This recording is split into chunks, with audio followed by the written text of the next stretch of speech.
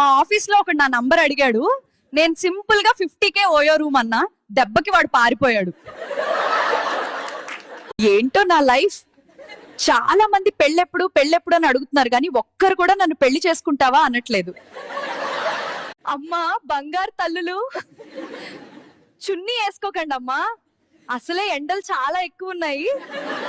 మీ boys నాకు ఎప్పటికీ అర్థం గారు. 30 seconds పని కోసం 3 hours అసలు ఏం సర్చ్ చేసి చూస్తారా? అంత ఓపిక ఎక్కడిది మీకు? మా హస్బెండ్ ఐఫోన్ అడిగాను, కుదరదు అన్నాడు.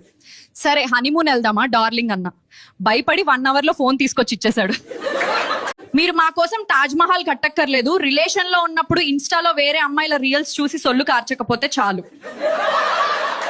కొంచెం ప్రాక్టికల్ గా మాట్లాడుకుందామా? కట్నం ఇవ్వడానికి నాకు ప్రాబ్లం లేదు, బట్ పెళ్ళయ్యాక డైలీ నైట్ 2K ఛార్జ్ చేస్తా, ఓకేనా? మొన్న వారప్పుడు నా బెస్టీ కాల్ చేశా, వాడు బిజీగా అవి చూసుకుంటున్నాడు. ఒక పక్క దేశం సంక నాకు పోతుంటే మీరేంట్రా సంకల్ వీడియోలు చూసుకుంటున్నారు? శోభనం అనండిరా ప్లీజ్. అంతేగాని ఫస్ట్ నైట్ అనకండి. ఎవడికి ఫస్ట్ నైట్, ఎక్కడ ఫస్ట్ నైట్?